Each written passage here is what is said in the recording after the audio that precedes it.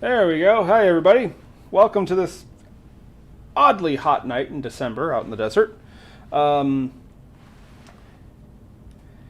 that was probably our rockiest start in a long while, actually, now that I think about it, huh? Of course, it probably didn't help that somebody decided to fall asleep right before the production. Oh, please tell me we're not... Are we having an audio problem? No? We're good. We're okay? Yeah. Hi, Mr. Bishop. Hi, Tara.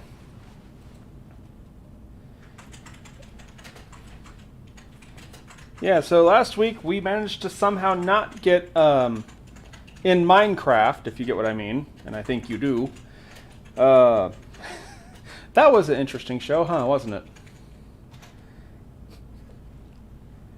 Oh, yeah. But anyway, we're still here. That white van hasn't shown up yet, if you know what I mean. But no, tonight I figured we're gonna. Hi, Connie. Connie, I haven't seen you in a while, actually. Good to see you. Yeah. Boy, howdy. No, tonight we're gonna be kind of just relaxing a little bit with a. How do I put this nicely? A topic that's less likely to make me disappear. We're going to be talking about giants tonight. Now, giants are interesting. They're another one of those creatures that's like literally in every mythology and culture and history and stuff like that. Like, literally... You know, I didn't think about it before the show, but now that I'm thinking about it, I don't know any culture that doesn't have giants of some kind. There's something to think about while you're watching the show tonight, guys. Try and think of some culture or society or some mythology that never mentions giants. Yeah, well, I'm glad you're here now, Connie. But no. And I've actually got my notes spread across on my phone and on the computer, so I have to...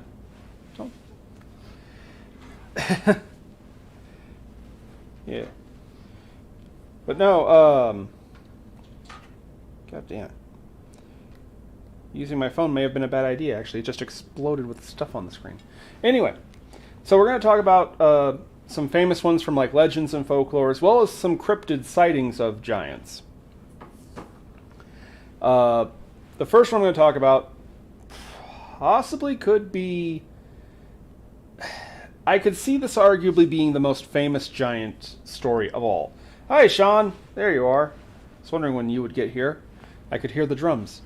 Anyway, probably the most iconic, at the very least in the running, is, of course, the giant from Jack and the Beanstalk. This is not the oldest story of giants by a long, long shot. But it's probably one of the most famous, and it's mostly, especially in the Western Hemisphere, it's probably the story you heard first when you heard of giants. So stop me if you've heard this one before, but basically there's this boy, right, named Jack. Dirt floor, poor family, just him and his mom in a shed, basically, and they have a cow. Now, it's very hard for me to have pegged down the original legend because this story has been told so many times over. Fun side note, Gilligan's Island had an episode that was a parody of this story, by the way, so that should tell you something right there. I liked Gilligan's Island personally. I thought it was a cute show. Basically, the cow, in most versions of the story, the cow had become sterile and couldn't produce milk. So the mother, who, by the way, real quick, this mother's a bitch. I waited past 30 seconds so I can say it. She really is evil, in my personal opinion. Everyone jokes about the evil stepmother and stuff like that in fairy tales. Have you seen the actual mother in this one? So the cow, the family's trusted pet companion, can't produce milk anymore. And mom's answer to this is, kill it. Kill it dead and make money out of it. She literally tells Jack, take the cow to the butcher and get whatever money you can from him for this cow.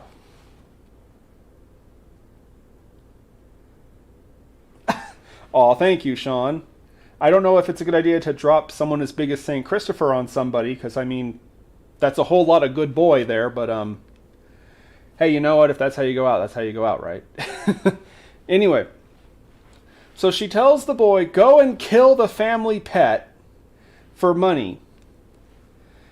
And Jack doesn't want to do this. In most versions, he's attached, basically, to the cow. He's very sad. He doesn't want the cow to be killed. But, you know, most likely fearing being horribly beaten by his mother, he goes and starts walking with the cow to the butcher's shop. By the way, bitch move number 1, she doesn't do this herself. No, she makes her son, who loves the pet cow, hey, you go take it to be slaughtered. I'm going to stay here in the shed. You know, bitch. That's a running theme, by the way. But anyway, so he's taking the cow and he's dragging his heels. He doesn't want to do this. He doesn't want to kill the cow. And he sees this old man with a cane. Now, in some versions, it's a staff. Sometimes he's just an old man leaning against a wall or something. Point is, it's an old guy. The old man stops and asks Jack, what is he doing with the cow? Well, Jack explains reluctantly that he has to take the cow to the butcher to sell it because she can't produce milk anymore. But the old man is like, well, nonsense. You don't have to kill the cow just because it doesn't make milk anymore. You can get other uses out of a cow. Excuse me. He says, actually, I wish I had that cow. I could ride her around instead of having to walk. And Jack, again, who doesn't want the cow to die, is like, make me an offer. Just give me something. Make a deal. I'll sell you the cow if you'll take care of her and won't kill her. And the old man explains, well, all I've got is, I don't have any gold, but I have these 3 magic beans. Now, if you're smart, they're worth more than gold anyway. But I'll give you the 3 beans for the cow, and you have my word, I won't kill her. Wow, everyone is just jumping on my back all of a sudden. No, you don't kill the pet!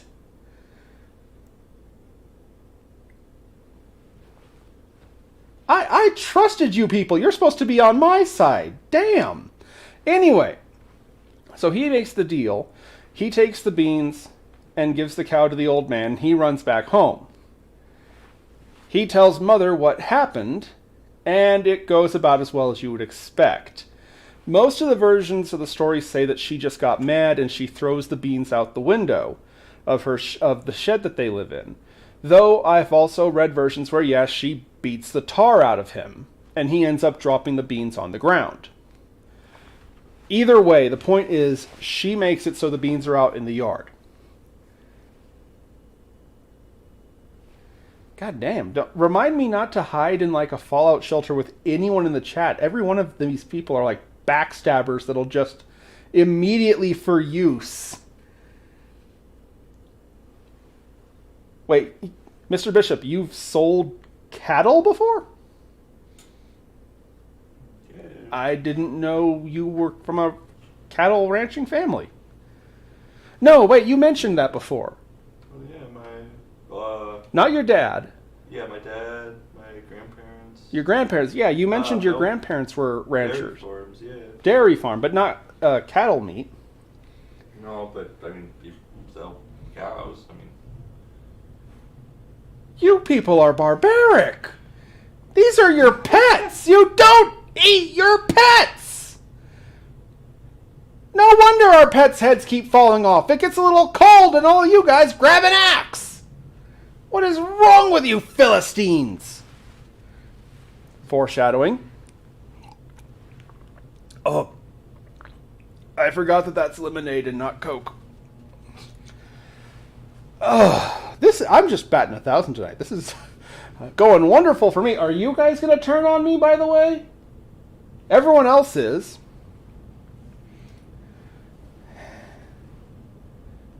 Well, the lambs... Well, hold on, Tara. The lambs and stuff in the FFA were different. Those were not the family pet. Okay? We did not sell Duke off. Anyway, where was I? All right, so the bean sprouts get knocked on the ground. And the next morning, these magic beans have turned into a gigantic beanstalk that has shot up to the sky and has apparently actually hooked onto a cloud.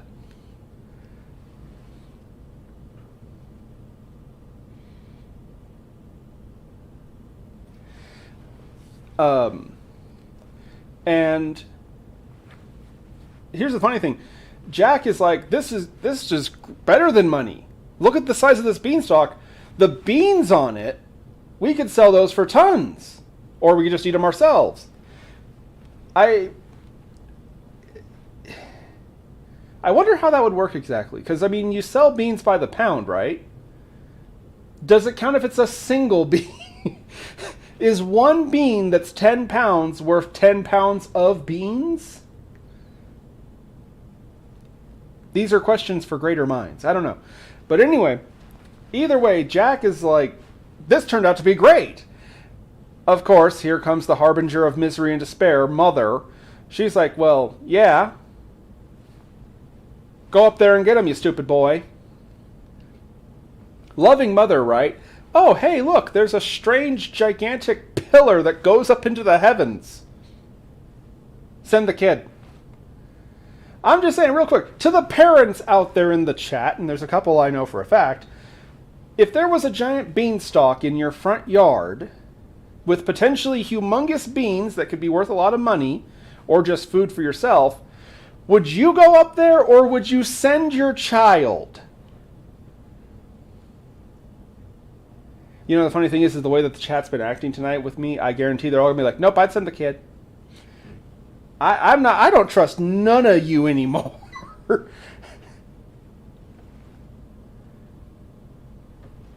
I don't trust none of you. Anyway, whilst they all contrive their comment that'll just disappoint me. Anyway, so Jack decides to go up there, which, by the way, how much do you have to fear your mother that you agree to climb a gigantic beanstalk? Don't give me this, oh, he was going on a vision. No, he was doing it to get away from her. I'm sorry, I'm convinced. He was like, certain death in the sky, Mom. Certain death in the sky, Mom. Here we go. Oh, open eyes. Not on your life. I'm afraid of heights. I'm not climbing up no goddamn beanstalk. Tara says she would send her child, but only because she can't climb. Yeah, sure thing. But anyway, so he actually climbs it. And the story goes completely in a million different directions from here.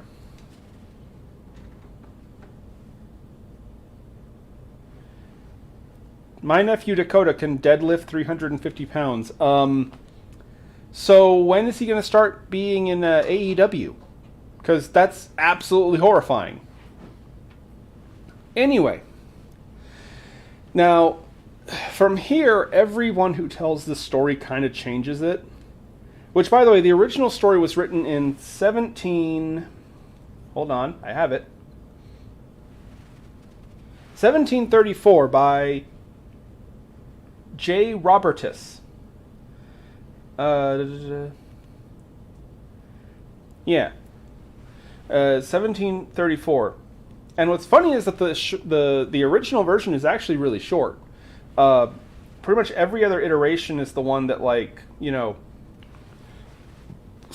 really elaborates and stuff. But anyway.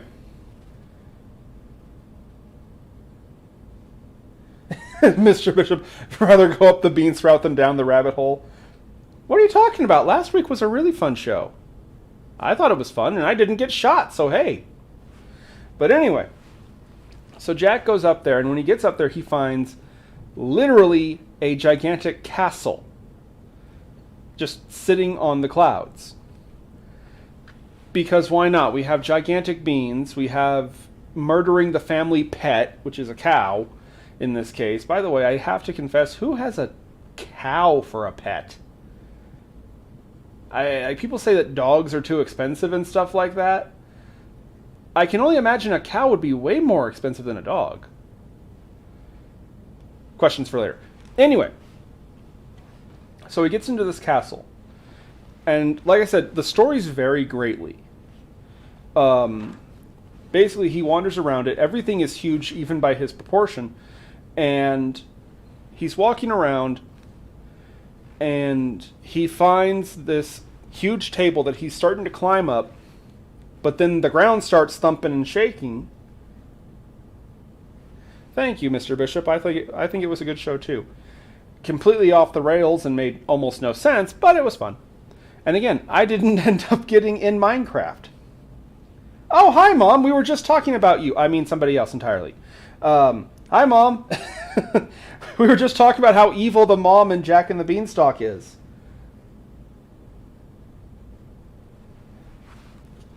Mr. Bishop, I don't trust you with pets anymore. Anyway, though. He hears thumping, so he gets down and he hides behind the leg of the table. And a giant shows up, apparently who lives in this castle. And watching him, Jack sees that he has this goose that he keeps in a gilded cage, which is to say a cage made of gold with jewels and diamonds and all that stuff. Need two more. Anyway, and Jack watches the giant take this goose out of the cage, and there is a gold egg inside the cage where the goose was sitting. The giant takes the egg and throws the goose back into the cage. And by the way, keep in mind, this is a guy who felt bad. This is a child who felt bad for the family cow being taken to the butcher. So he doesn't like how the giant's treating that poor goose either. Even though geese are evil and they totally deserve it. So he wants to save this goose now. By the way, is it me or is this story slowly evolving into the horrible mother and the child who would become PETA? The whole story centers around him trying to save these poor dumb animals. But anyway, so he endeavors to take the goose and save the goose.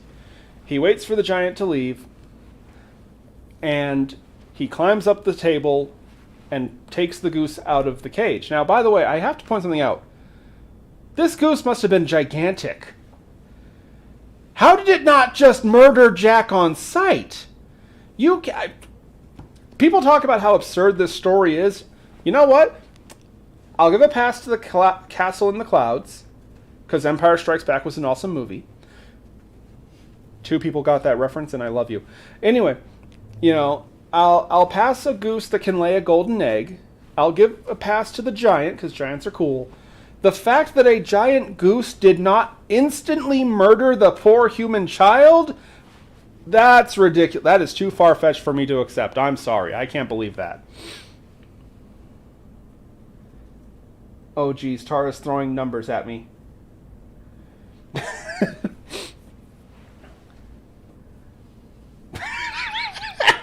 She don't make milk. She's... Wow. Brutal tonight. And I'm the Prince of Darkness. Keep that in mind. Y'all are evil. It's the family pet. You don't sit there and say, well, Grandma takes this much money to keep alive. What are you smiling about?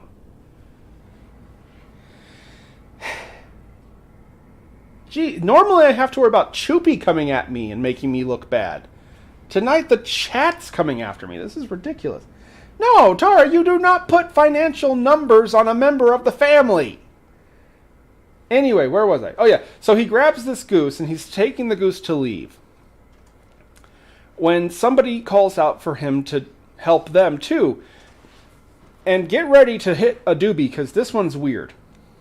You have a non-murderous goose that lays golden eggs.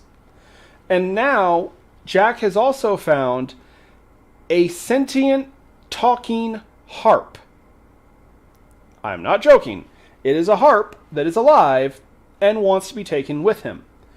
Apparently, the giant enslaved this magic talking harp and forces it to play for him so he can fall asleep every night.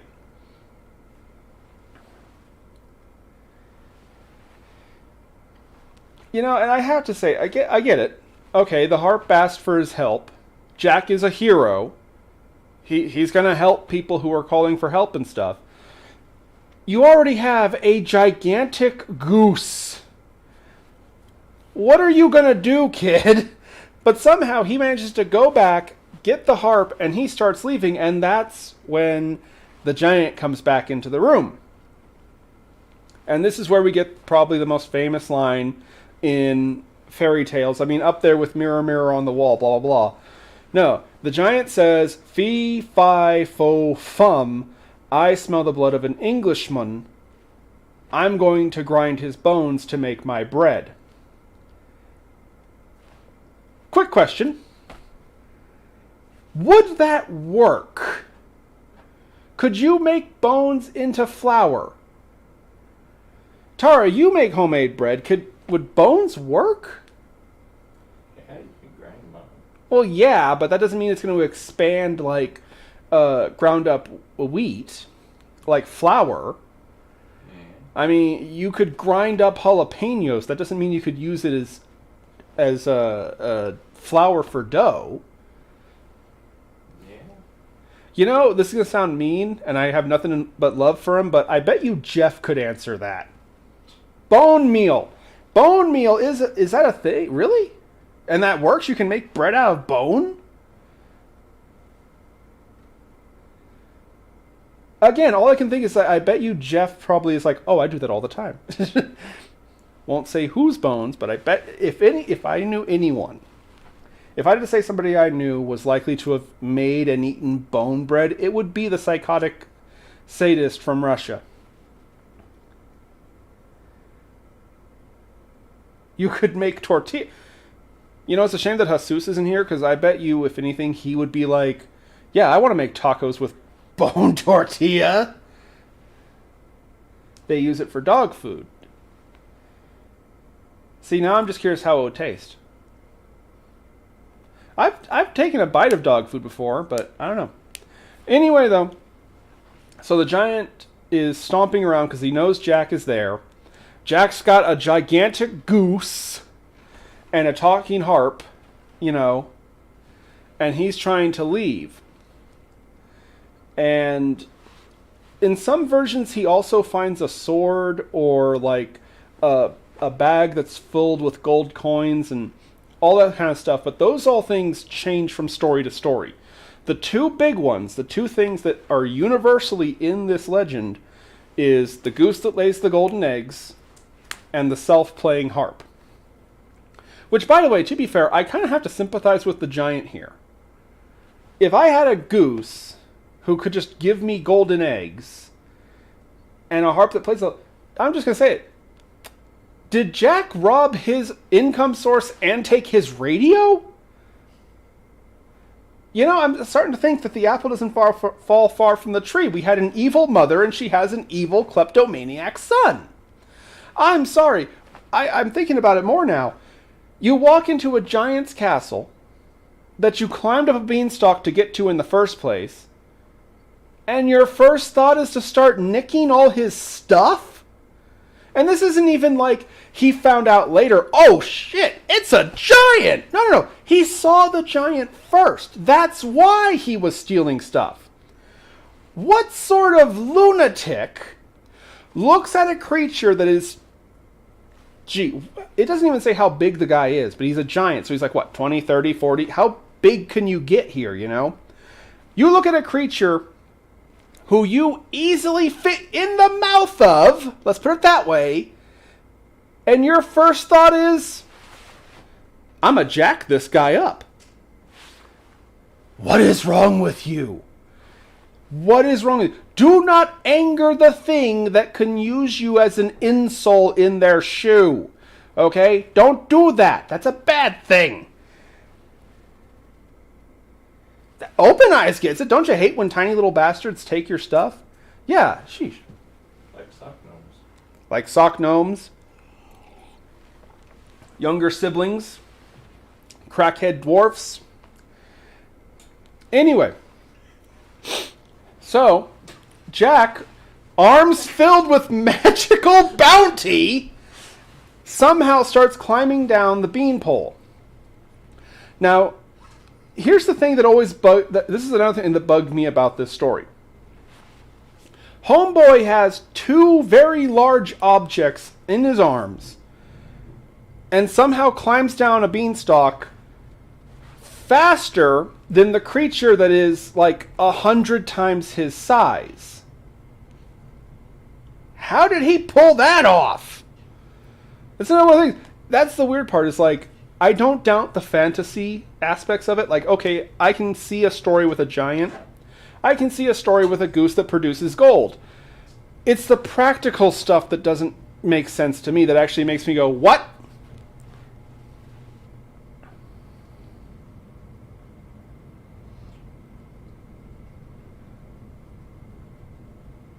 And I'm sorry, everyone in the chat's finally the chat is coming to my defense and agreeing with me about little pestilent things stealing stuff. Anyway, though. Oh, hi, Dad. Anyway.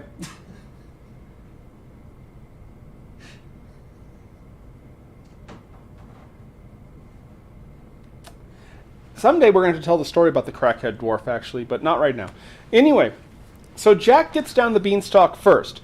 Giant is still coming down because, well, yeah, if a tiny little ant just stole your income and your radio, wouldn't you come after him? I'm just saying, I don't think the giant is really a villain in this story. I think this is just a horrible family. But anyway, and so Jack puts the goose down, puts the harp down, puts down any other stuff that he might have stolen in the story, gets an axe, and starts chopping the beanstalk down. I'm sorry? And we're supposed to feel sympathy for Jack. He's the hero of this story. He's a bloody thief. Anyway, he chops the beanstalk down. It topples over, the giant falls, and dies. And presumably the entire town that the giant falls on dies too. And, of course, Jack lives happily ever after. Maybe the giant fell on the mom. That would explain why he lives happily ever after. Yeah. Of course, if he fell on your mom, then that would probably do more damage to him than her. She'd probably get annoyed. Yeah. Anyway. I can say that. Mr. Bishop gave me permission to make jokes. Like, a month ago. Anyway, though. But that's the core of Jack and the Beanstalk. And here's the thing. Don't get me wrong. I know I kind of was ripping into this story and making fun of it.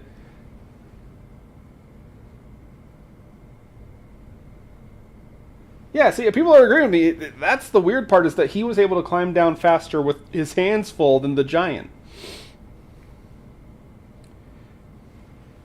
But anyway, you know, it's a good little story. You know, it's a good little fantasy story. At its core, it's about a boy going on an adventure, right? I mean, thinking about it, yeah, he's kind of an asshole. I just go into somebody's house, steal their income, and take their radio. I mean, what is he, the federal government? But, yeah, no, think about it. Jack and his mother are kind of jerks. The only really good character in the story is the old man that buys the cow to keep her from being killed. And even then, he uses it to ride around. Hope he's not a heavy guy. Because it just says he's old. It doesn't say if he's like skinny or fat. You know, I've seen people ride bulls at like rodeos and stuff. I've never seen somebody actually ride a cow. Cows are usually pretty docile and complacent. I don't know. I'm kind of curious now. How would that work out for you?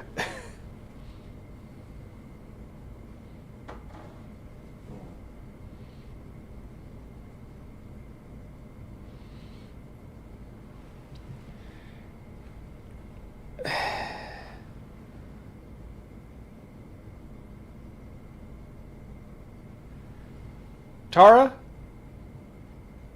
you are officially in timeout. Bishop, can we ban Tara for like just 3 minutes or something after what she said? Don't say that stuff in this chat. You get in trouble for that kind of stuff. I'm joking, by the way. Calm down, Bishop. No. God damn.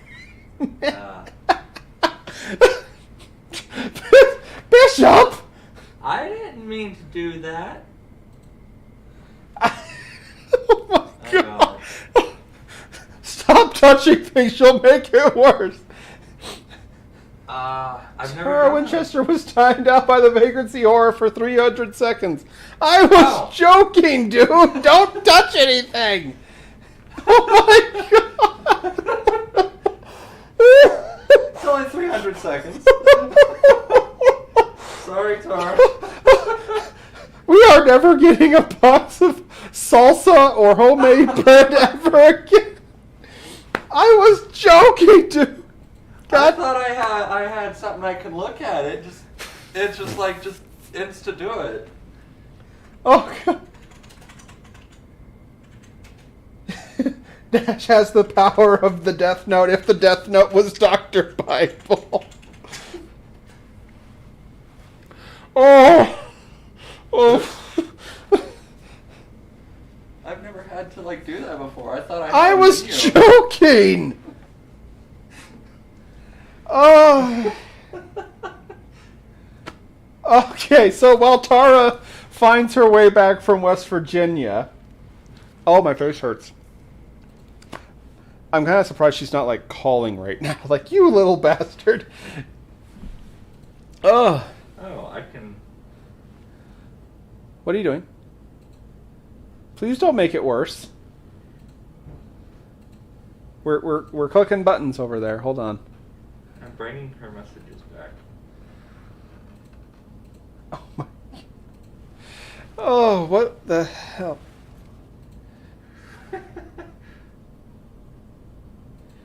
Anyway.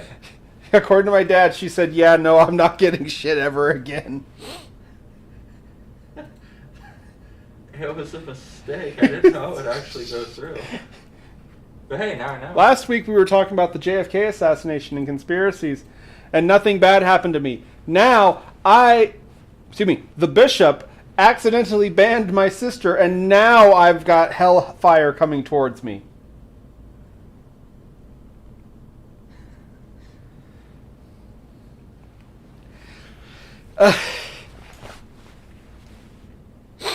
That's 4 minutes. Oh. Power should be back soon. Yeah, she should be back. And she's not going to do anything horrible to me, because you banned her. And that's how we're going to remember this, by the way. I didn't do that. It didn't say ban. It gave me the option to put somebody in timeout. And I'm like, well, actually, can I do it? And instead of a menu come up, it just did it. They're like, oh, oops. Oh, boy, howdy. There should have been a menu. So we're all learning things together. Anyway, though, let's talk about another giant. Let's talk about a funner story. You want to talk about a funner story while we wait for Tara to come back from West Virginia? So, oh, yep, here it is. I'm getting messages. Yeah, so I have most of my notes on my phone. But another giant that a lot of people, particularly in America, are familiar with is Paul Bunyan. Yeah, he's a I guess kind of a folk hero. I don't know. He's a legend. He's a story. The stories vary a lot about him, but he was a giant and he was a lumberjack. It's kind of funny that he's so famous, in America. He's considered a part of American folk tales, when everything about him kind of points that he is actually from Canada. Paul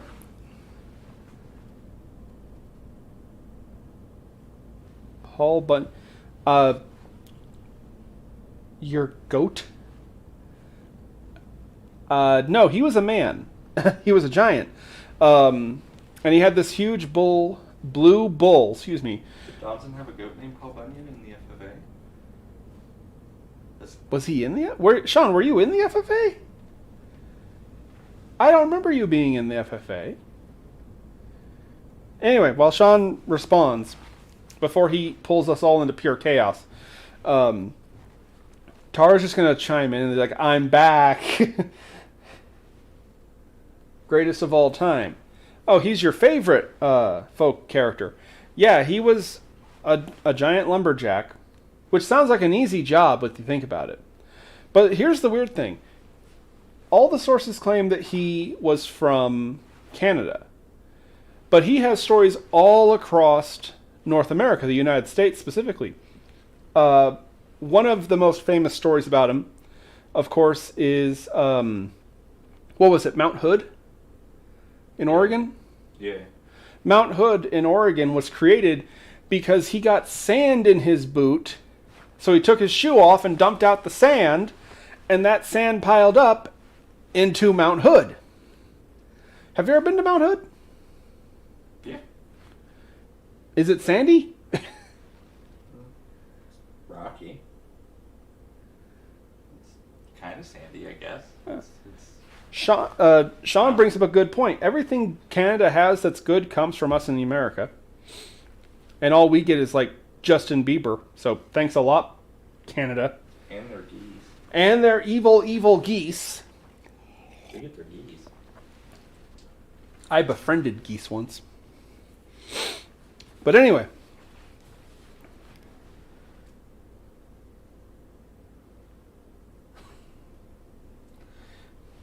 Anyhow, another famous story is that he was roughhousing with his pet bull, Babe, one day, and that's how the Rockies got formed, because they basically pushed and shoved each other to the point that they scraped the Rocky Mountains up. So, by the way, thanks a lot, Paul, making the Rocky Mountains. Fun side note, did you know that the word Denver, Colorado, is actually named after an old Native American word? No, it is. Because what happened is the native guides were taking the white boys, and they saw the Rocky Mountains, and the settlers asked the natives, "What do you call this land?" And the Indians looked up at the mountains, and they all said, "Denver." What the settlers didn't realize is that Denver is an old Native American word for screw that. Because why on earth would you try to go across the Rocky Mountains? Why would you go anywhere near the Rocky Mountains? You know, there's all kinds of weird stuff in the Rockies. We should talk about them sometime. But anyway. Yeah, supposedly Paul Bunyan created the Rocky Mountains. He made Mount Hood.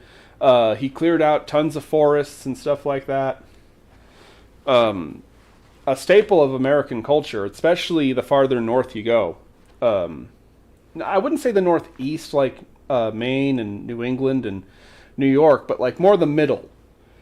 The northern middle of the United States, you see a lot of like their statues of him or wood carvings. They love wood carvings of him.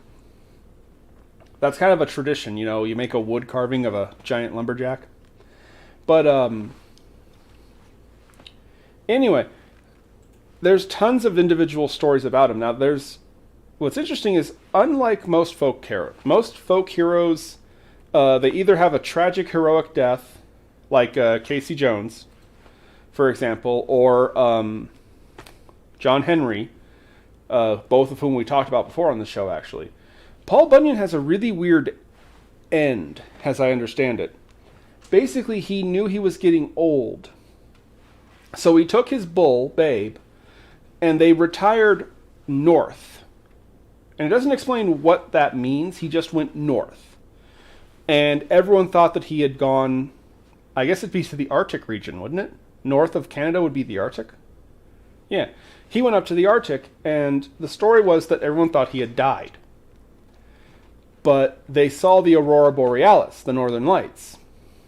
And everyone spread the stories that the Northern Lights were actually snow being kicked up and reflecting light, because it's snow, which is reflective, because Paul Bunyan and Babe are still up there in the Arctic Circle, roughhousing and playing, which is kicking up the snow, which is, we see reflecting light, and that's the Northern Lights. Now, what's really interesting, yeah, what a career, right? Make Mount Hood, make the Rocky Mountains, basically get rid of half the forests in North America because of your big axe. And then you go and make the Northern Lights in your retirement. But what's interesting is that Paul Bunyan, much like John Henry, I mean, obviously the stories about them are exaggerated, of course. Come on, let's be real here. But a lot of people say John Henry was based on a real man. In fact, he was a real man. There's still arguments about where his grave is and stuff like that. There's also claims that Paul Bunyan was a real man. Obviously not a giant so big he could make mountains out of his shoes. That sounds terrifying, by the way. But, no, there are stories that there was a real man who inspired the stories of Paul Bunyan. Let me see here. Yeah, here we go. Fabian Fournier, who had a nickname. What was it? Hold on, I had it here. Hey, here it is. Saginaw Joe. I don't think that's how you pronounce it, right? Saginaw Joe. Which, real quick, does anyone know what the hell a Saginaw is or what it means? I know it's a word, but that sounds like something that your dad would know. That sounds like something Mr. Bishop would know. But anyway, our boy Saginaw Joe was a lumberjack. He lived from 1865 to 1875. Wait. Oh, his career was that. Excuse me. Yeah, his career was 1865. I'm so used to having my notes in a different way, so excuse me if I'm making mistakes here. Saginaw is just a name, but I don't know. But no, he was born 1840. Yeah, he was born 1840 in Quebec. And some stories claim that he actually had what we would call giantism, which is he never stopped growing. Because normally you're a child, and, you know, when you reach a certain age, you're done growing. That's how tall you are. I can tell you all about that. Literally, I'm the shortest person I know. Everybody I know, except for like my mom and my sister, are shorter than me. Everyone else is taller. I kept having to look up at you assholes. Jerks. Look at you being over there with your 6 foot tall crap. You're about to say I was over 7 foot tall. I'm not that tall. Like 5'12" maybe. Anyway, what we do know for a fact about him, he may have been huge. He may have been like, 7 feet tall. But he had 2 things that he was known for. One was that he loved to be out in the field. He loved to work. He wasn't a social guy. He didn't like to, go hang out at the bar with the boys or crap like that. He liked to work. The other thing was that he literally took no shit from anyone at any time. He had an infamous reputation for getting into fights, which sounds horrifying. I don't want to get into a fight with a lumberjack who's a giant. I don't want to get in a fight really with anybody, to be fair. But, yeah, picking a fight with the guy who would inspire the stories, who would go on to inspire the stories of Paul Bunyan, yeah, I wouldn't pick a fight with him. I wouldn't want to pick a fight with him. I wonder if he had a pet cow. I wonder if he tried to sell it off because it couldn't make milk, you bunch of frickin' merciless people. Is Tara back? Tara, are you still alive? Are you here? It has to have been time. Yeah, 300 seconds. It's like 4.5, 5 minutes. Off the top of my head, yeah, 2. Short king. Sean, you're taller than me. Shut up. You don't get to claim to be short. You're taller than me. I am the short king. Prince of... Oh, God, no. That title is not sticking. I'm the Prince of Darkness, damn it. I swear to God, if I see a t-shirt I subscribe to the Short King. You. That is not going to become a thing. Oh, hi, Tara! There's someone throwing curses at me. It must be my dear sister. That was the bishop. That was not me. Be mad at the bishop. Anyway, he was known for being very short-tempered, and yeah, he would fight you at the drop of a hat. Now, tragically, this meant he kind of had a bad habit of making enemies. And in 1875,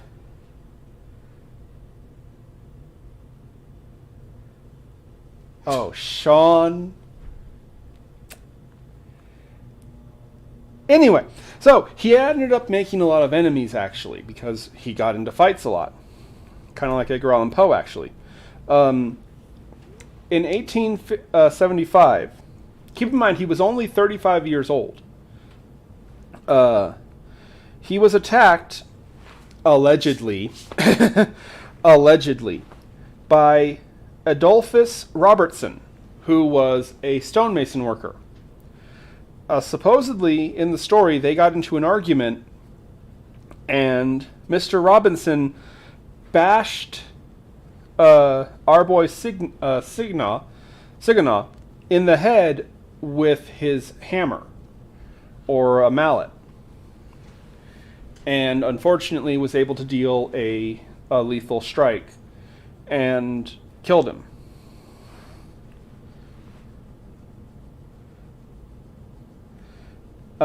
And what's kind of funny is it's weird because everyone said how he was really difficult to be around because he was very quiet and he liked to be by himself, and he'll hit you for anything. But when he was dead, it's funny, everyone kind of remembered him differently. Everyone kind of felt bad. It's like, oh God, he's gone now. You know, we wasted our chance to get to know him, to be his friend. And they started to remember him more fondly than maybe they did when he was alive, so to speak. And a lot of people say that that's how it snowballed into Paul Bunyan. There was a weird story they told about him, that once he actually took a bite out of a tree. I'm not joking. No, we need the salsa. Yes, no, there are stories that he took a chunk out of a wooden bar.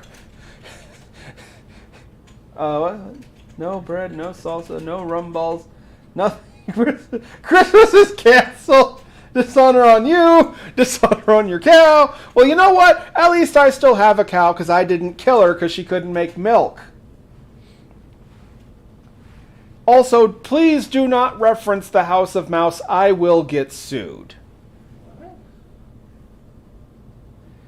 Again, and also, by the way, it's not my fault. It was the bishop. Get mad at the bishop. Give me stuff. Anyway, but that's the gist of Paul Bunyan. I didn't know Sean was a big fan of Paul Bunyan, honestly.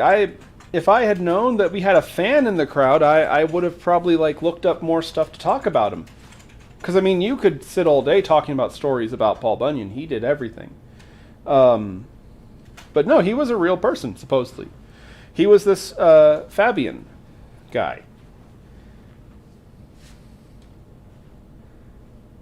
Be quiet, Tarj. You a bad person. You're not nice. You play too rough. Speaking of playing too rough, another giant. This isn't a single. I'd be scared of the next ball. Ah! What the hell was that? No, something just hit me. What the? Ah!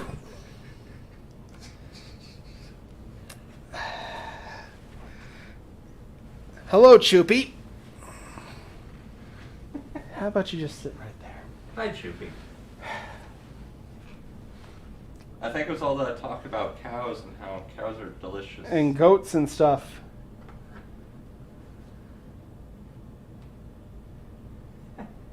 A recap episode. Maybe we will do a recap episode at some point. But anyway. And for the record, Open Eyes, yes, I'm also scared of the next box my sister sends me. And it's all the bishop's fault, not mine. Hey, I'm excited for it. Anyway. I'm sorry, Tara. It was actually a mistake. But yes, send a nice spicy salsa. Mr. Bishop has to leave, but he'll be back in a minute. Okay. Okay. But anyway, so this next one is not a single giant. It's actually a species of giants that were known, I believe you pronounced it Genu. Jenu. Genu? Yeah. Jenu? Yeah, Genu? Genu. I've never heard that term. Yeah, the Genu giants. Hold on here.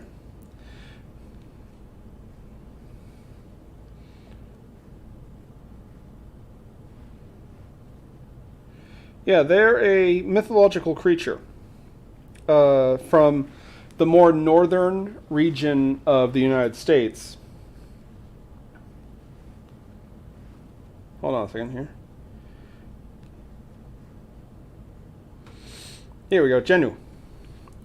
They are sometimes referred to also to as just hairy giants.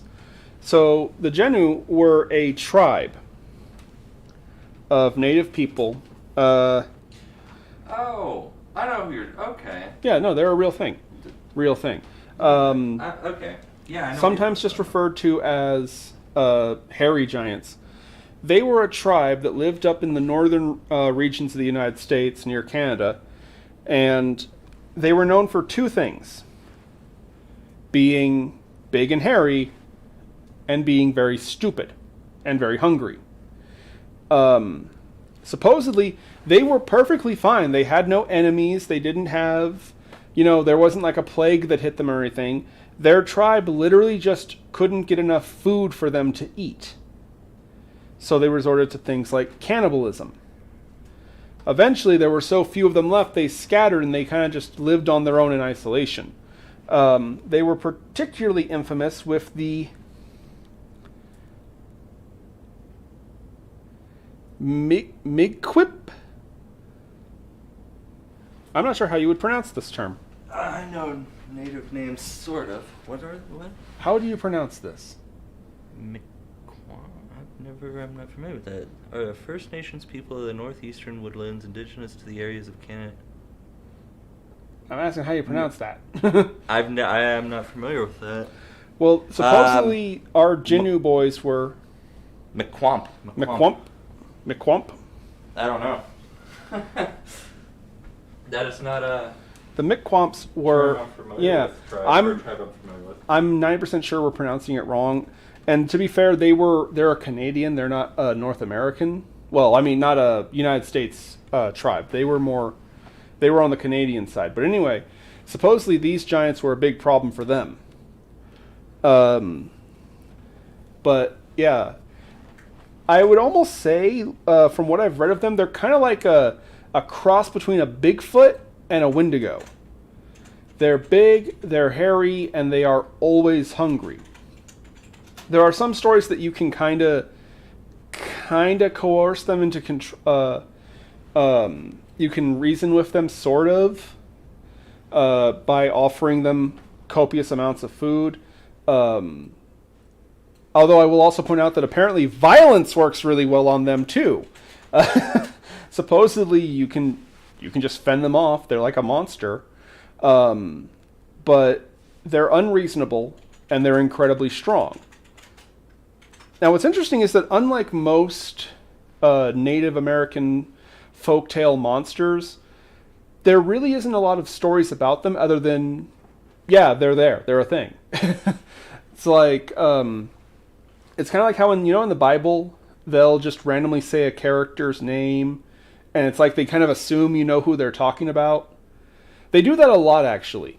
It's kind of like that. They just mention, oh yeah, and there was a Juno, a Junu, a Genu.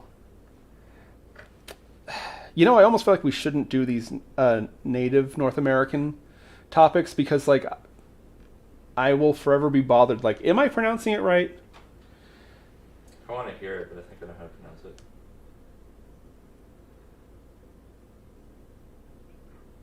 Micmac. Oh, go yourself. Micmac. It's pronounced Micmac. Micmac. The Micmac tribe? That sounds like something you get at McDonald's. Yes, could I get a large Micmac and extra fries? Oh, welcome back, Mr. Bishop. Yeah, Micmac. I'm not... The Micmac. Notice, I'm not trying to be disrespectful, but I'm just saying, it's like, that is one of the more weird names. Of course, to be fair, there was an American tribe called Crow, so... There's Ochiko. Ochiko. See, I know the... I know a few of them. There, some look. There's no way to say this and not be disrespectful, so I'm just going to be disrespectful. Some of the native tribes' names were kind of weird and dumb, like Blackfoot. Really? And I am Blackfoot, by the way. I'm descended from Blackfoot.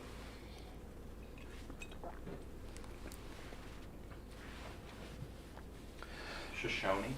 The Shoshone. That's a hard one to pronounce that I know. Yeah, and the way they write them is really weird too. A lot of them. Yeah, that's why I had to look that up. It's Micmac. Micmac. Micmac, paddywhack. Oh God, there's a giant. But anyway. You're going to offend somebody. Like Micmac. You think? Jeez, like every time we do one of these shows, I lose like 2 subscribers. Anyway, Well, though. we need to get more. I am aware of this. But anyway. So, as I was saying. Yeah, these are... There's not too much to talk about. They're kind of an obscure creature, but they are giants. A lot of the stories say they stand around 10 feet tall. What's weird is some stories claim that they will try to wear clothes like a human. And they'll even pretend that they're a human. Because again, remember, they're not smart. But they'll wear clothes so you think that they're a human and you'll get closer to them and they can, eat you. But anyway, I just wanted to mention them because I like the obscure character. I like the obscure stuff. You know what I mean? Like, everybody knows about Bigfoot and his not exposed anus. Everyone knows about that stuff. But real quick, be honest in the chat. Had any of you heard of a Genu before I just mentioned them now? Be honest. Well, only because you mentioned them the other day because of the game. Well, yeah. And yeah, they're in a game. Evil West. Evil West, which is a really cool game, by the way, guys. But no, I never heard of the Genu or the Micmac. Yeah. Yeah, see, Mr. Bishop's coming right defense. Those people who unsubscribe, they don't know what they're missing. We're having a good time and having fun here, right? That is true. But anyway, now there is something I find interesting. The farther back in time you go, the bigger giants get. Have you noticed that? The mouse is all sticky. Fascinating. Because, like, for example, some of the oldest legends of giants that we have are from the Norse people, which is a fancy way of saying Scandinavians, or, yes, Vikings. Even though, no, not all Scandinavians were Vikings. The Vikings were a specific social class. And in fact, actually, they didn't call themselves Vikings. It was the Christians that called them Vikings. But anyway, the Norse people had multiple races of giants that they called Jotun, which I think that's how you pronounce it. But it's not spelled that way, but supposedly that's what it's supposed to be. Jotun, yeah. Yeah, I think See, I know that. Yeah, Jotun. And there are 2 very popular kinds. There are Fire Jotun, and there are Frost Jotun. Nordic giants. Anyway, now these guys were massive.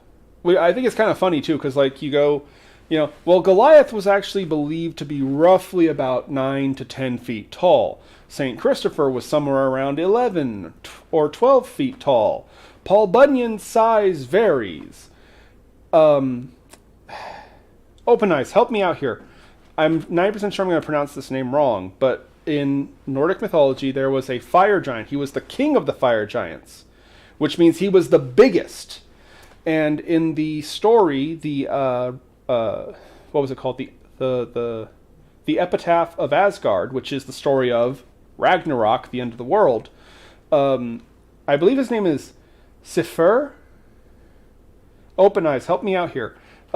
He's the king of the fire giants, the fire Jotun, and he has this magic sword that he sweeps it through the air and literally sets the sky on fire in the Ragnarok, the battle that is basically the apocalypse.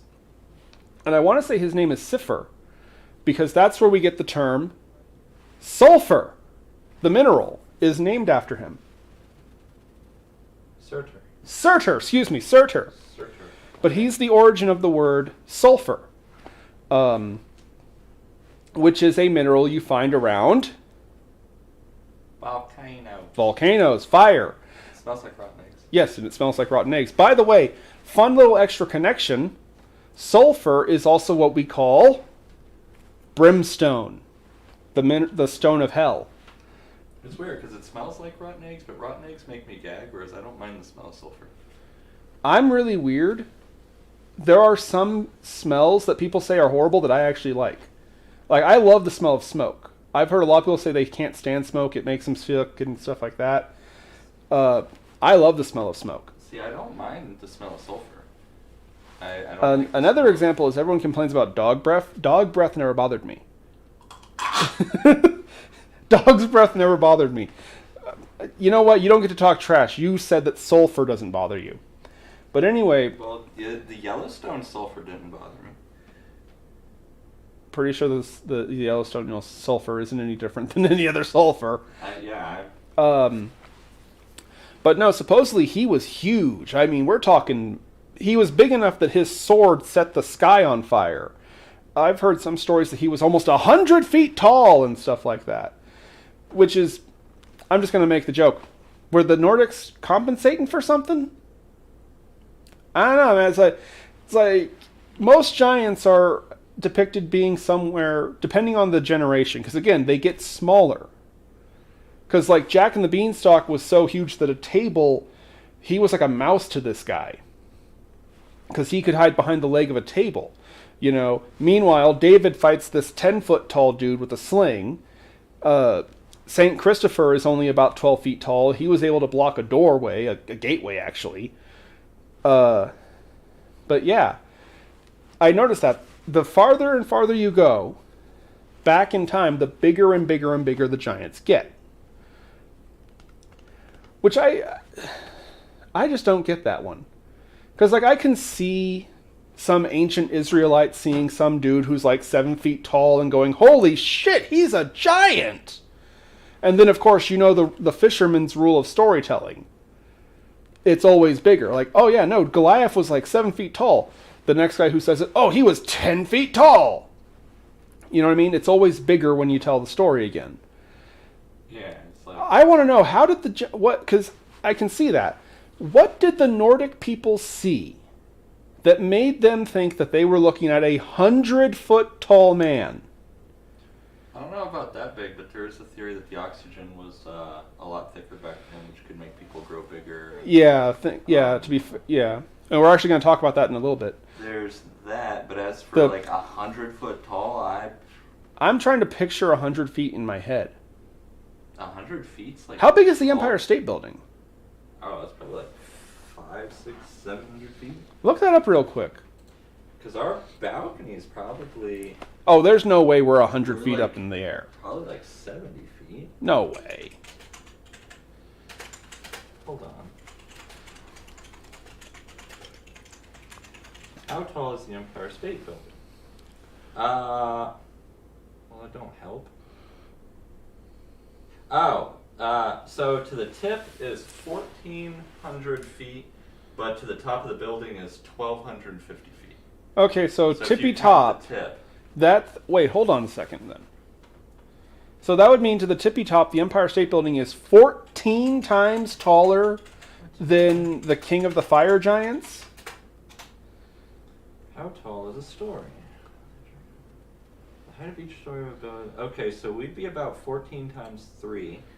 So we'd be like 30. We'd be like 42. We were like 42 feet, I guess. The Empire State Building. No, us. Us. How high are we? 14 times 3, which is 42, I think. You know, it's funny. I'm picturing buildings and stuff like that, and we're about 42 to 45 feet up. So I'm just realizing. I'm just thinking a little bit here. So this 100-foot tall giant. That doesn't sound that big. Now that I'm picturing buildings. Yeah. Gee, Godzilla must be bigger than 100 feet tall. Oh gosh, Godzilla's like 600 feet tall, isn't he? It depends which era you're going off of, but I'm trying to remember off the top of my head. How tall is he? 390 feet. In Godzilla 2014, He is. Godzilla is 354 feet tall. That movie was crap. King of Monsters, how tall is he? In Showa, for example. In the Showa era.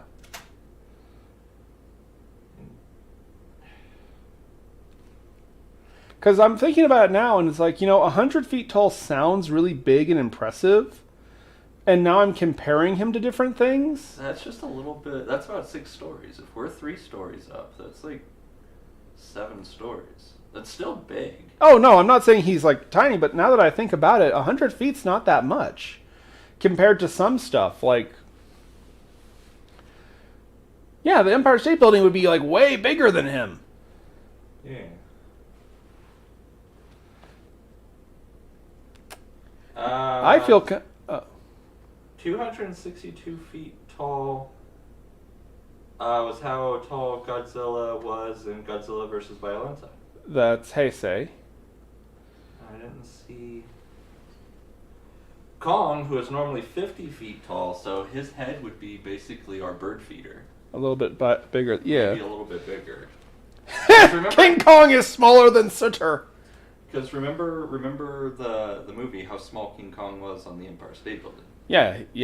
I remember Open Eyes actually commented how he hates the idea of Godzilla versus Kong because King Kong is big enough to climb on a building. Godzilla's big enough to step on a building. A football field is 300 feet tall or long. Okay, so hold on. That would mean that this giant, who is supposed to be so big and so powerful, was 1/3 the length of a football field? Which, if you think about it, that's not as big as I was originally picturing. Now that I'm doing the math. The image in my head is just... like... I kind of feel like a horse's ass here, because it's like, wait a minute. The 100-foot tall giant is too ridiculous to think. It's like, that's not very big, actually. I mean, it's bigger than most things alive, I'll give you that, but... Wait, hold on. How long is a blue whale? Yeah, how big is a blue whale? Hold on. Also, shut up, Sean. At least we know he's taller than you. Shut up. Blue whale, according to what first pops up, a female about 75 to 79 feet. Okay. And a male about 66 to 69 feet. Okay, so roughly 70 to 80 yeah, feet. so he's bigger than a blue whale. Not by much, though. And a blue whale is bigger than a whale shark. Oh, Sean's sitting here trying to defend the Norse people. I guess the Nords had a bad sense of scale. Poor Surtur is a bit bigger, if anything. I'm pretty sure he was called 100 feet. I'm not sure, though. But still, yeah, he's a great example of the Scandinavian Norse Jotun. Now watch, like, I'm saying this, and the legends actually say he was 1,000 feet tall or something like that. I'm 1,000 feet tall. You ever seen the old Looney Tunes where somebody's just standing there and then like a picture of a donkey appears over them because they were an asshole? Surtur is an enormous fire demon standing over 1,000 feet in height. He is more of a force of nature than a physical foe. Okay, and yeah, he's the one who has the sword that sets the sky on fire because he sweeps it across the air. I only know in the Ragnarok. I only know of him from the Thor movies from Marvel. Well, I hate to tell you, I hate to break it to you, but Marvel isn't the most accurate with history. See, now I'm curious about that myself, and I'm gonna get to the bottom of this myself. How tall was Surtur? Over 1,000 feet. Yeah, 1,000 feet. Surtur, Norse mythology. Hold on. His name roughly translates to the swarthy one.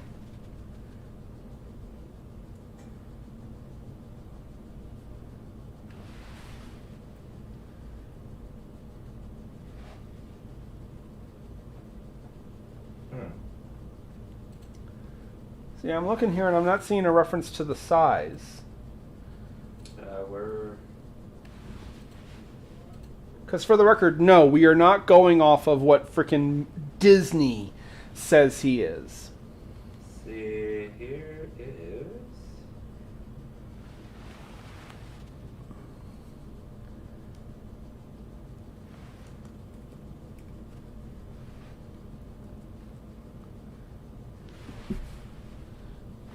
No, not in Marvel.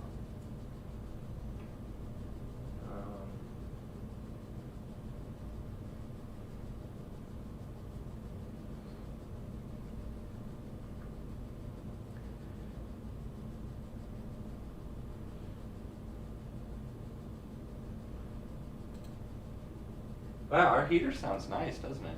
Dun dun dun dun beep. Dun dun dun dun beep. Yeah, unfortunately, I can't find anything outside of Disney. See, all I'm seeing is it saying he's over 1,000 feet tall. Yeah, but everything I'm seeing that mentions that is Marvel and Disney. That's not the Norse legend. See, but I remember like 100 feet tall being the number. Because I remember like thinking that's a big ass dude. See these pictures? He doesn't look that big. Now this is Wikipedia. It's not saying anything about a height. These pictures of him, but he's like, he doesn't look that big compared to the other people in the pictures around him. Plot twist. He is 100 feet tall. It's just that he's actually measured with feet. So he's 100 feet tall, not. See, that's gonna bug the crap out of me now, because I don't. And now I'm looking, and it's like, where did I get the number 100 from? Because I'm not buying that Disney Marvel stuff.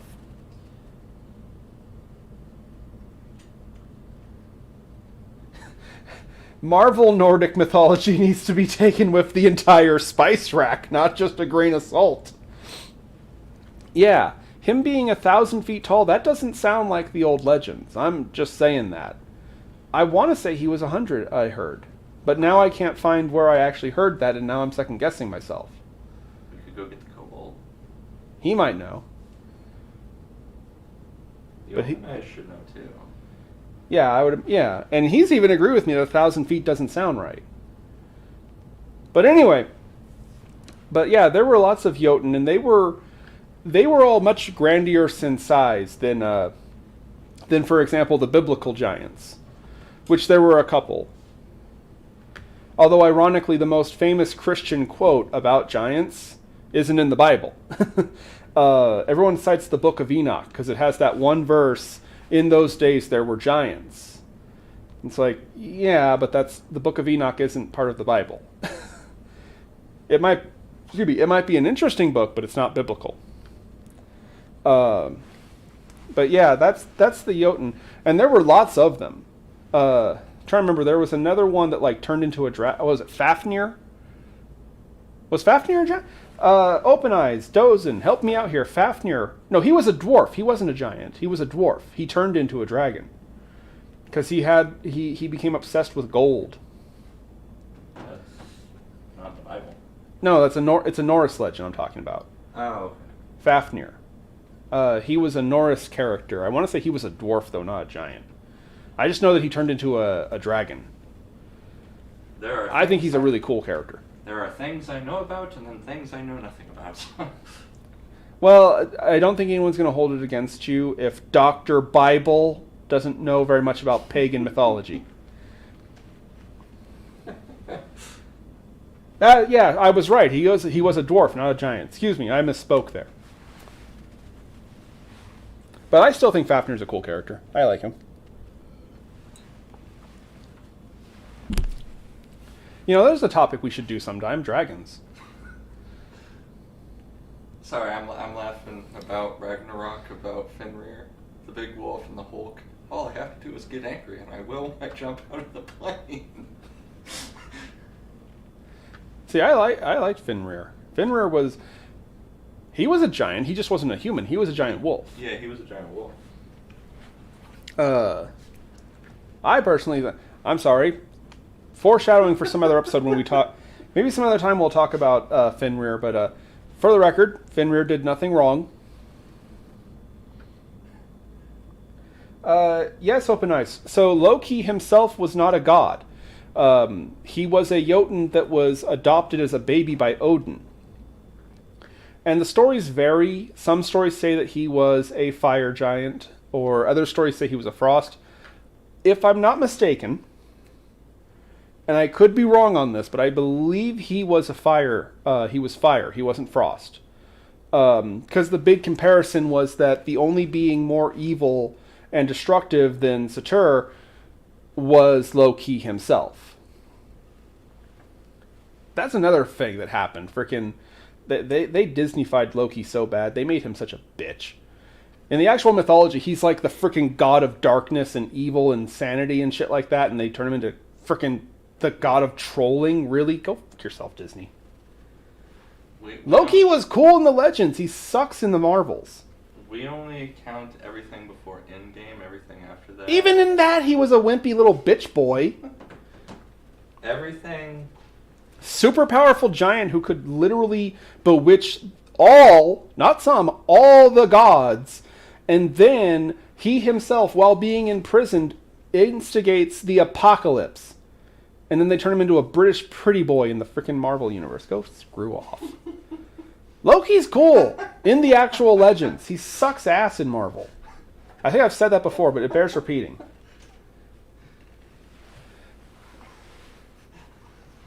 I'm not backing down on this take. Loki was cool in the original Legends. I like the character. I don't like how they depict him in Marvel. He's dumb. And again, he's a wimp. The Hulk massacred him. Yes. Hell, in one legend, Loki actually kills this. Who was it? It was a dwarfen king. He killed his 3 sons when they were in the shape of otters and turned them into fur coin purses. That's right. Loki also had 3 children in the original Legends. An 8-legged horse, a gigantic sea serpent, and Fenrir. Oddly enough, in the Legends, he gave birth to the 8-legged horse for some reason. Doesn't say where the other 2 were, how they came about, just that they were his children. I don't know if he knocked somebody up. Tara, no. I'm not going to say that out loud. Anyway, though. But speaking of super old giants. In timeout, I dare you. No, we're not going to do that again. Bishop, stop that. Hey, I'm watching you. Stop it. Anyway, we are getting close to time, though, so I'm going to wrap this up talking about one last type of giant. This is one of my personal favorites. This is another species, not... Well, actually, there's 2 more things I got to talk about, so I'm going to get to them real quick. I'm going to get this one out of the way, because there's not a lot to talk about with this one. And I'm going to try really hard to pronounce this name correctly. Help me out, by the way, if I get this wrong. The Kandahar giant? Kandahar. Kandahar. Is that Afghanistan? The Afghanistan giant. Yeah, Kandahar. Kandahar. Kandahar. So, the Kandahar giant is an incident that happened, I believe it was in 2016? I vaguely know what you're talking about. Hold on. I'm trying to find the information. No, maybe it was... Giants of Kandahar, Lieutenant of the U.S. military. Sighting, 2002, excuse me. Yeah, because it was in Afghanistan. It was just after we started the invasion. Yeah. Is Giant of Kandahar of 1923 real or fake? That's not the one... That's not what we're talking about. But yeah, it was right after we went into Afghanistan. Yeah. So yeah, it would have been like 2002. Yeah. Big red hair. He had red hair, so it was a ginger. Just in case it wasn't evil enough, it was a ginger. And the stories say it was around 13 feet tall, I believe.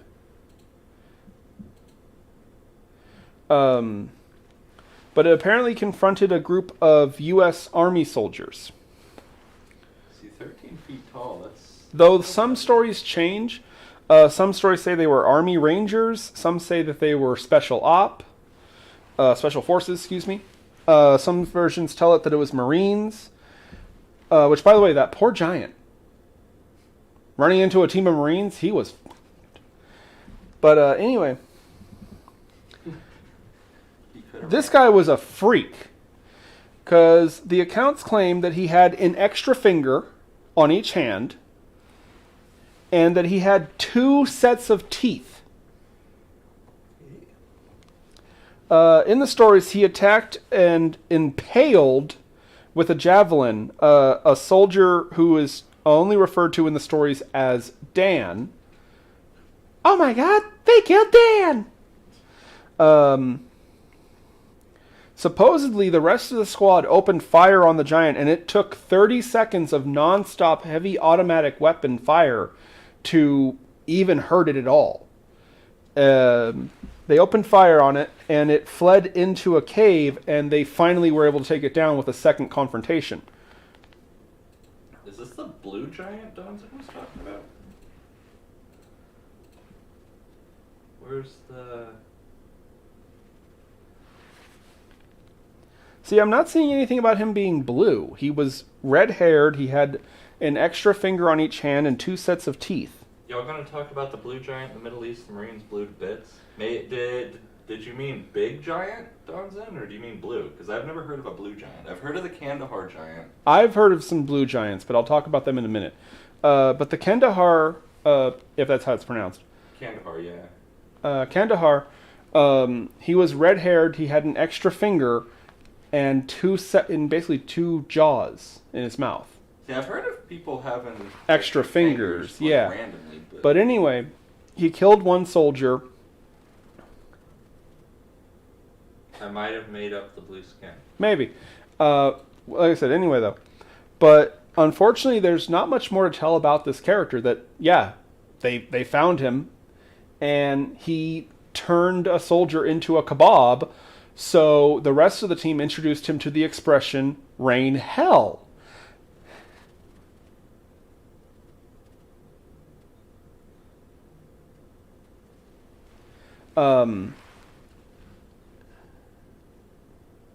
Yeah, supposedly the U.S. government covered it up completely. Like, the soldiers all had to sign non-disclosure agreements.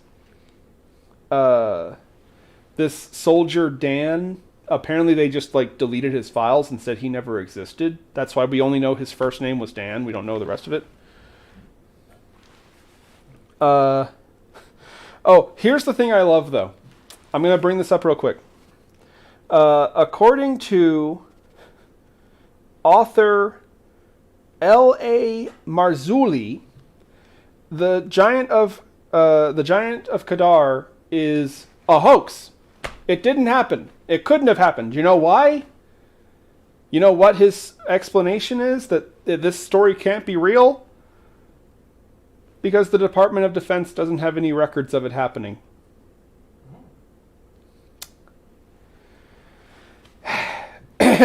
Everyone in the chat, please extend your index finger, point out, and join me in laughing at this dumbass. Of course, it can't be true because the government didn't tell me it's true. Oh my lack of a god. Sounds about right. I'm not joking. You're all going to think I'm acting, but no. I honestly don't know how I kept a straight face this entire show with this information. I'm dead serious. This is up there with the whole, well, Bigfoot can't be real because his anus isn't exposed.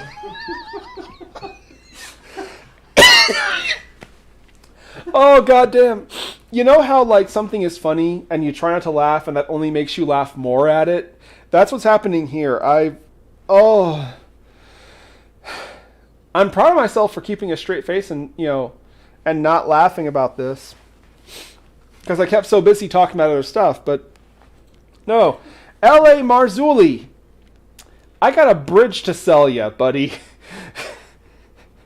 For the record, I want to point something out very quick. I'm not saying that they're absolutely 100% true, this has happened, blah, blah, blah.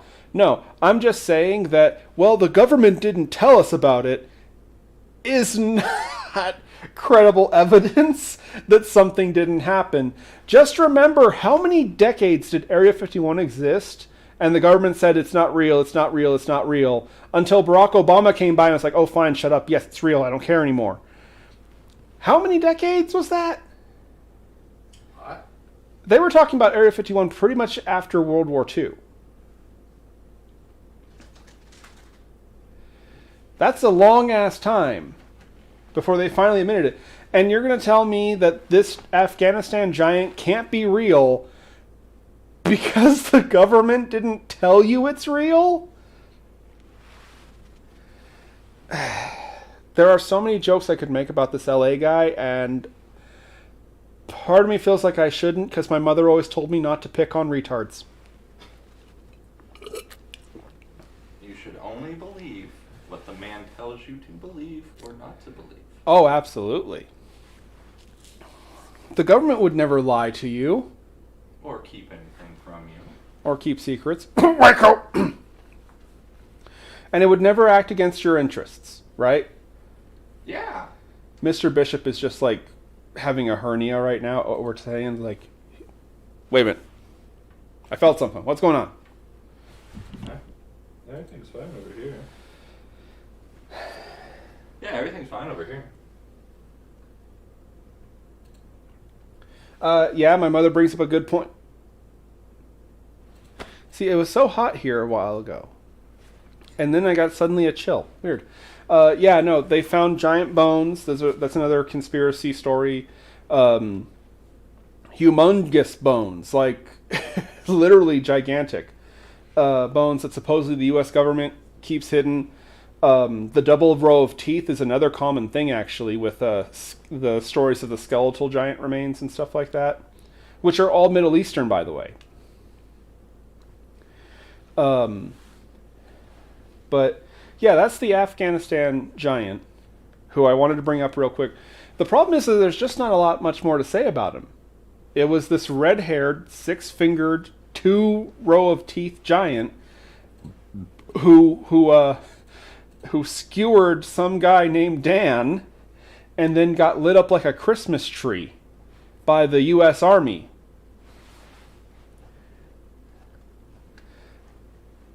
But that whole, obviously it was a hoax because the Department of Defense never confessed to it. I'm sorry, there are certain things that you can say. You know, what was it my grandfather said one time? You have the right to free speech.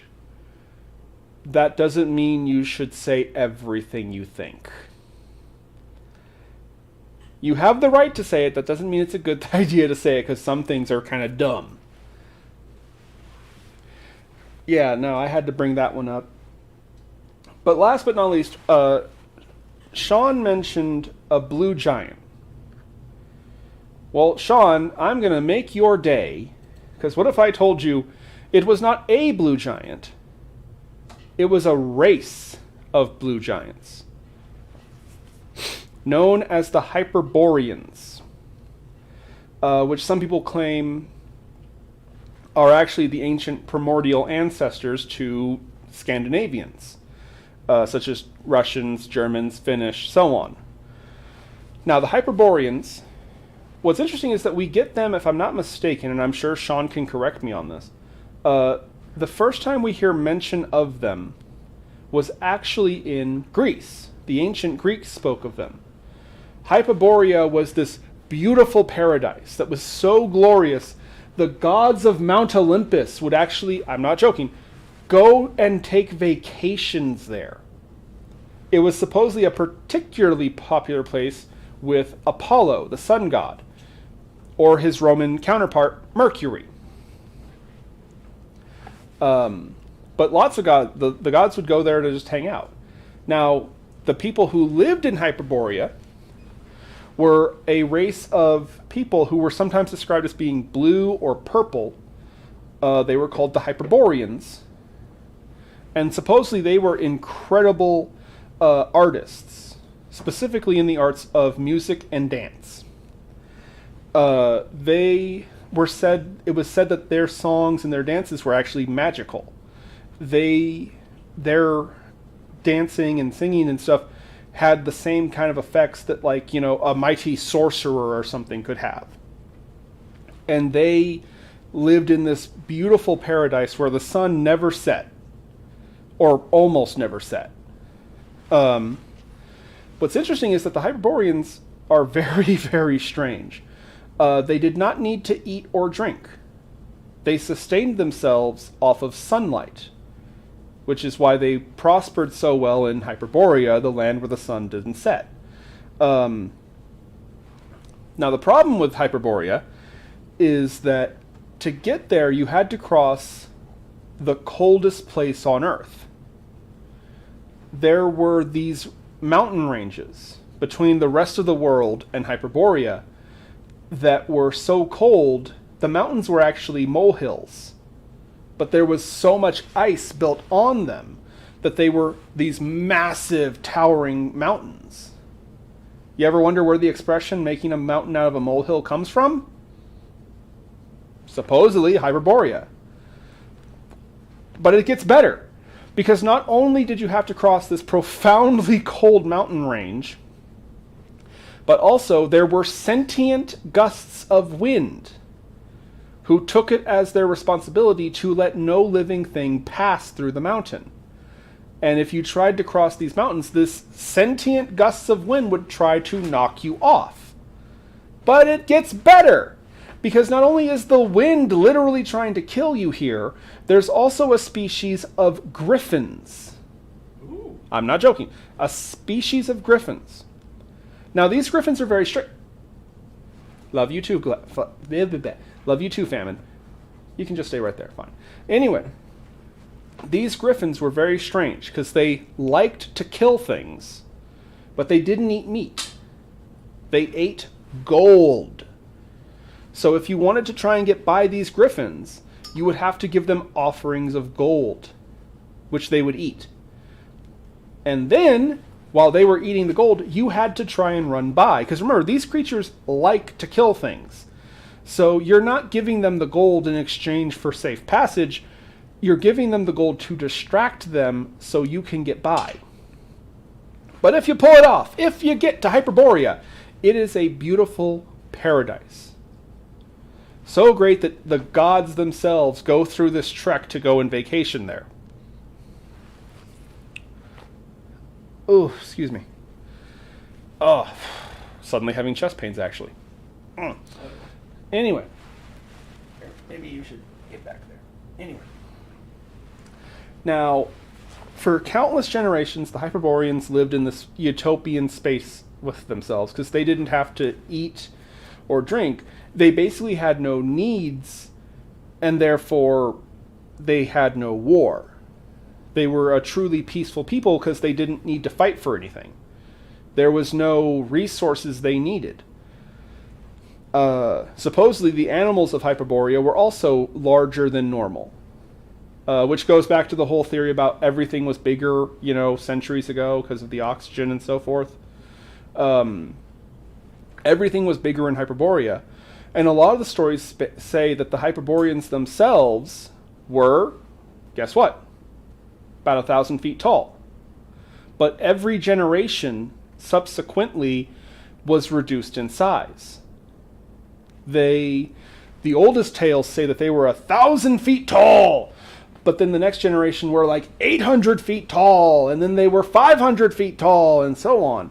And by the time that Hyperborea fell, and we'll get to that in just a minute, the Hyperboreans themselves were only about 10 feet tall.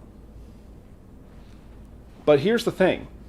Not only did each generation get smaller, each generation became cruel.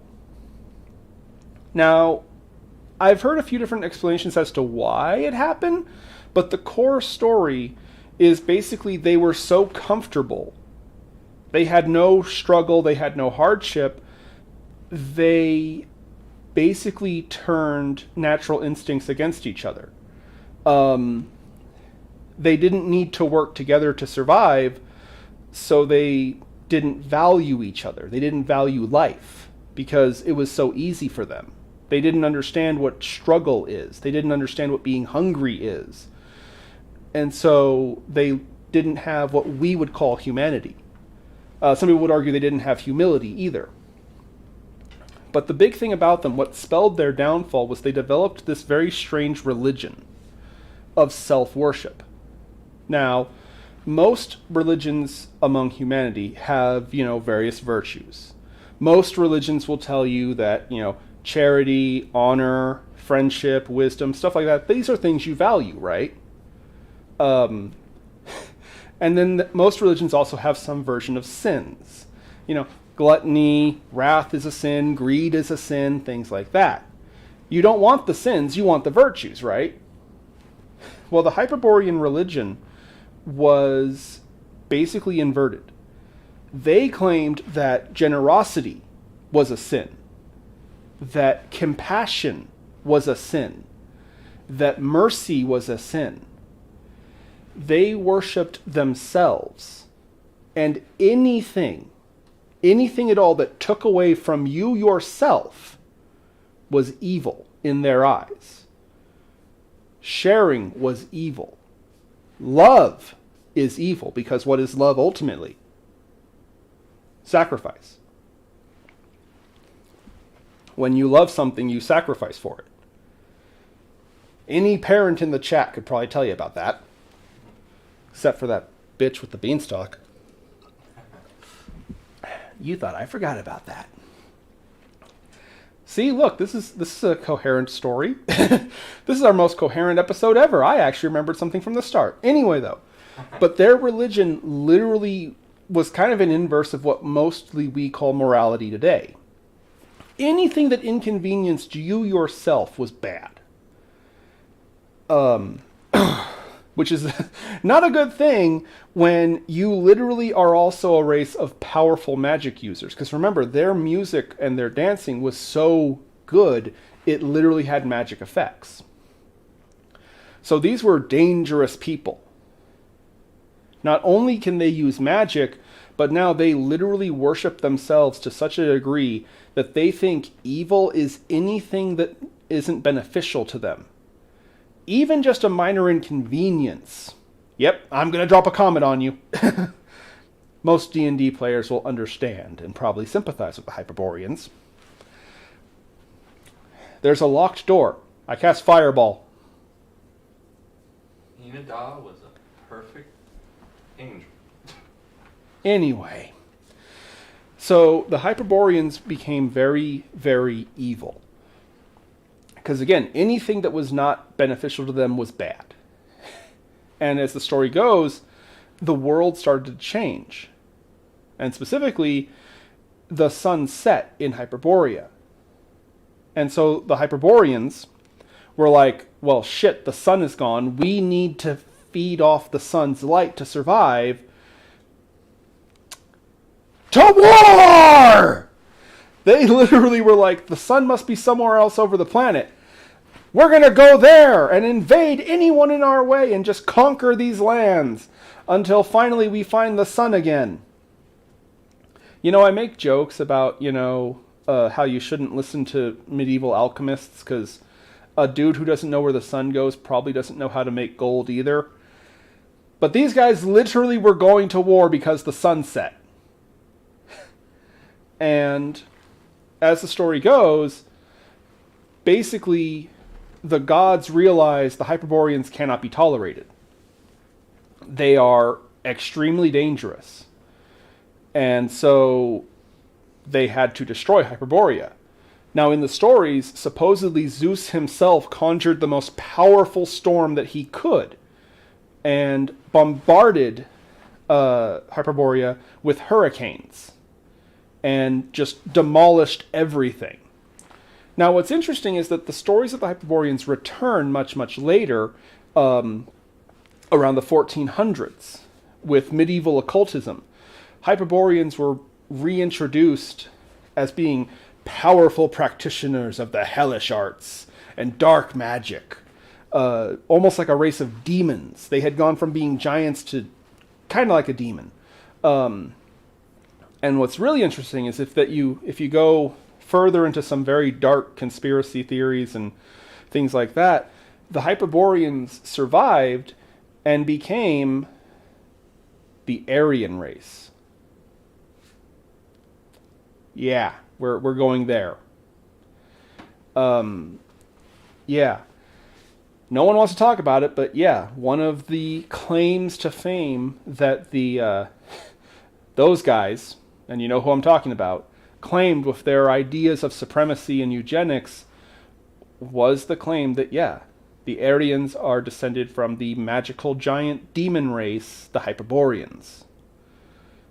Just in case you didn't think that Germans from the 1940s were batshit crazy enough, yeah, that's literally one of the reasons, and I'm not making this up. That is actually a claim that they make, because you remember they preached this idea of supremacy and superior genetics and stuff like that. And one of the explanations they gave to justify their insanity was the idea of a Hyperborean race bloodline that ran through the Aryan people. I'm sober, I swear. This is just lemonade, I promise. It scares me because I haven't seen the chat move, and I'm just like, I wonder what people are thinking right now. But supposedly, yeah, some of the Hyperboreans survived Hyperborea being destroyed by hurricanes, and they took up residence in the area we know as like Finland, Germany, Russia, and so on. And yeah, that's what happened to the Hyperboreans. They became Russian. You know, that kind of explains a lot with Jeff. Actually, that's not true. Jeff's a good guy. Scares the crap out of me. I don't think he's evil like a Hyperborean. Because that's something that a lot of people miss, is like, the Hyperborean, because people remember them, oh, they're those weird purple giant people, right? Yeah, that's not the important part of the story. The important part of the story is these beings were so evil. Zeus! Think about that for a second. Zeus, the original douchebag, looked down upon them from Mount Olympus and went, oh God, those guys are assholes! I need to stop them! How bad do you have to be for one of the biggest jerks in all of human history to go, you need to chill out? See, I'm kind of curious what Sean has to say. Because the Hyperboreans tie into like ancient Greece and Atlantis and so on. Which, a fun side note, there are some stories that claim Hyperborea and Atlantis were connected too. That like, I've heard some people say that the Atlanteans actually fled after Atlantis was destroyed, and they fled up to Hyperborea, and they became the Hyperboreans. I've heard other stories say that the Atlanteans were the descendants of Hyperborea. Lovecraft, by the way, he liked mentioning them too, actually. I say like, he mentioned them probably like 2 or 3 times in all of his writings, but still, he mentioned Hyperborea too. Though with him, it was in the occult version, where they were more like a demon.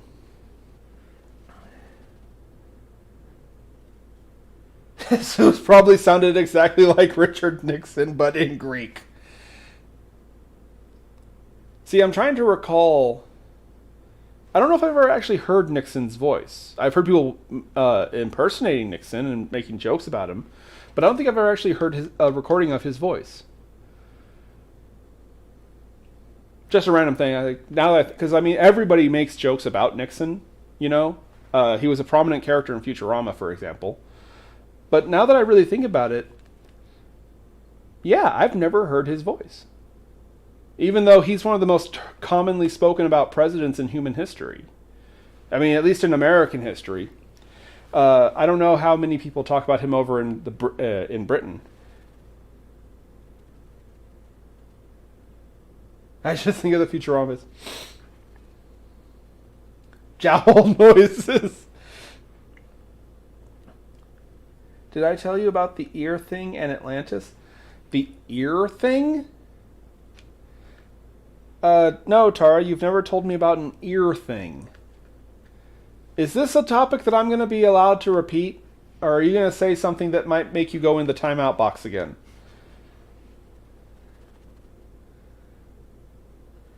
I am not a crook is probably the only thing I've actually heard from him. Well, that's kind of his famous quotation. You know what I mean? Irony, right? But anyway, we are actually well over time. Almost 2 hours. Yeah, almost 2 hours. Well, I keep saying that I want to have these shows be about an hour and a half long. But anyway, no, I like the topic of giants. I like giants. It's funny thinking about 100 feet tall isn't that big now that I really think about it. Because that's something everyone always talks about is, you know, the probability. How probable is this cryptid or that mythological creature, you know? And, you know, it's funny because a lot of people say, oh, giants couldn't be real. But it's like, St. Christopher was said to be about 12 feet tall. Goliath was about 9. How tall was Andre the Giant? Andre the Giant, when he died, he was like 8'2". Don't quote me on that. I can't verify it, but I believe when he died, because he had giantism, he never stopped growing. I believe he was 8'2" when he died.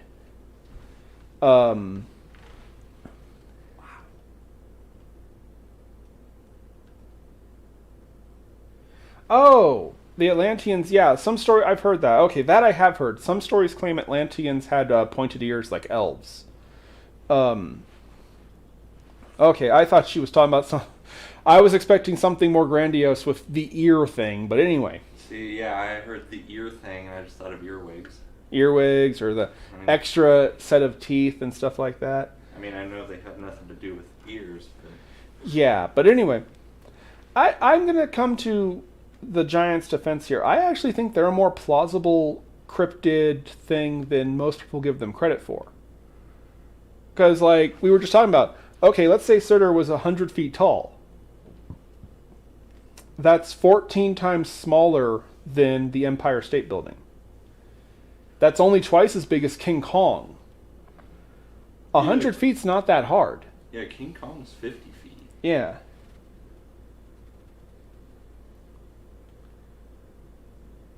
$100 feet is pretty big, but... Oh, no, it's huge. Don't get me wrong, it's huge. But I'm saying, like, that's not impossible for... We've seen things about that size. Well, not specifically 100 feet tall, but, I mean, we can see buildings that size. Yeah. And anyone who says, well, we would have seen one by now, go hang out with your buddy L.A. over there, okay? Seriously, like, as if the government's just going to come out and tell people in public, oh, yeah, by the way, there's 100-foot-tall creatures. Of course. The government won't even tell us when a postal worker decides to go berserk. You think they're going to tell us about fucking giants? Mr. Bishop would be defending me if he was here right now. But anyway, my point is, I actually think giants aren't that far-fetched as a cryptid goes. And if we go off the more recent stories, because again, notice they're like the Hyperboreans. The farther back you go, the bigger they get. The more recent the stories are, the smaller they get. Most giant legends from like the past couple hundred years or so are, 10, 15 feet tall. That's not that implausible. No, I mean, how tall at the shoulder is an elephant? Like, I'm dead serious. Like, look it up real quick, Bishop. How tall At the shoulder, how tall is an elephant? I don't know. I'm going to guess 15, 20? How do I...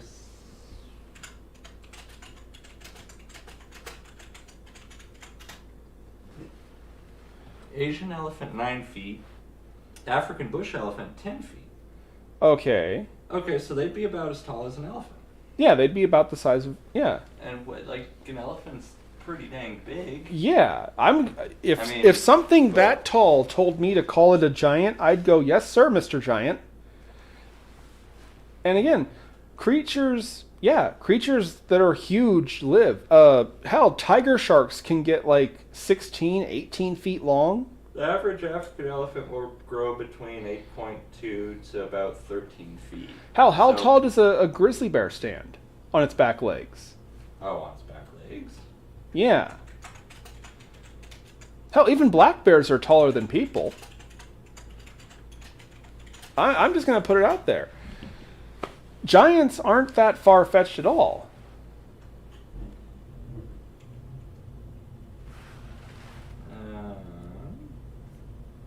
Grizzly bears are typically 3 to 5 feet at the shoulder.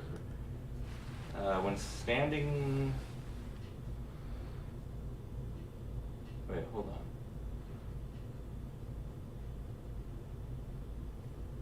Whoa, about 9 feet. Goliath. Yeah. Goliath was 9 feet tall. So a grizzly bear is like, what's that, like 3 feet? And that's like 5 feet? So just at the shoulder... I'm 5 foot. A grizzly bear I'm is 5'7". as tall as you. Yeah. Standing up, a grizzly bear is about 9. Yeah. Grizzly bears live just fine. Yeah. So why couldn't some other kind of life form be that tall? Or a little bit taller? 20 to 25 years in the wild for a grizzly bear. So yeah, they live a good long time. They do.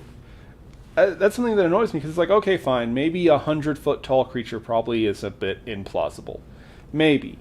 But look at the actual legends. Most of the stories don't say they're 100 or 1,000 or whatever the hell feet tall. Most giants are 10, 20, 30-foot range. You know what I mean? I'm going to die on this hill. Giants, in my personal opinion, are very plausible cryptids. And that's something that bugs me. It's like, well, if a human was that tall, the strain on their organs would be too hard for them to live. Giants aren't human! They're not human. Their organs wouldn't be the same. A bear's organs are not the same as a human's organs. You know why? Because they're designed to live to be 10 feet fucking tall! Yeah. But anyway. You got something for me. A gorilla stands about 6 feet tall, so a gorilla's... Human size. Yeah, so... About human size, but still. The point is, big-ass creatures live all across nature. You know what I mean? So, I have to argue, giants aren't... Oh, how tall is a moose? Sheetrock is 4 foot by 8 foot. Thank you for the input, Mr. Bishop. Sheetrock is 4 foot by 8 foot. I'm not sure what he's referring to. He's given a comparison. I don't know enough about sheetrock to be able to visualize it, but 4 feet by 8 foot, or 4 feet by 9 feet, or whatever. Yeah, it's 4 by 8. He says. Yeah, for like the sheetrock. So yeah. Yeah. A moose is about 5 to 7 feet tall. Those things are big. See, I've seen big ass moose. I've never seen a moose. I've only seen one in real life, and it was absolutely massive, and it was inside a cage. I have never seen one in real life. I don't want to. I don't want to see them out in the wild. That is a big animal, and I am a very small man. I seen coyotes the other day. Yeah. See, coyotes all the time. Coyotes are cool. Yeah, but they're not. Coyotes are not going to pick you up with their antlers growing out of their heads and throw you. But anyway, guys. And then everyone's favorite, the sun bear. Those guys are adorable. But anyway, folks, that's been our show for the night. This was kind of a fun little topic. I actually liked talking about it. This was a fun one. But, thing is, I'm not sure what to talk about next week. Why not dragons? Dragons? You mentioned dragons. We did mention dragons, didn't we? Yeah, what the hell? Or dwarves. You know, we'll talk about the legend. You know, we could talk about fae folk in general, fairies. Dwarves are in that kind of realm. Leprechauns, things like that. Standard room is about 8 feet tall, so an elephant wouldn't fit in most rooms. Yeah. See, we have a vaulted ceiling. Yeah, but... So this would be about 8 foot tall, and that's probably 12. 12, 15. Anyway, though. Yeah, next week we're going to talk... What the hell? We'll talk about the wee folk. We'll talk about fairies and sprites and spriggets and kobolds and shit like that. Love you too, Tara. It was the bishop. It was the bishop. It was not me. I deny any wrongdoing. It was an accident. It was you who did it, not me. Anyway, guys, next week we're going to be talking about fairy folk, the fae, and the wee people. I can't wait for Sean's jokes about my height with that one. Anyway, boys and girls, children of all ages, I have been Kristoff N. Chester. These are my faithful companions, Famine and Gluttony. Choopy, our engineer, Chupacabra. The bishop's over in the corner. Stop banning people! And thank you for joining us in this weird night, talking about giants from around the world and history and time. And as always, keep checking the shadows.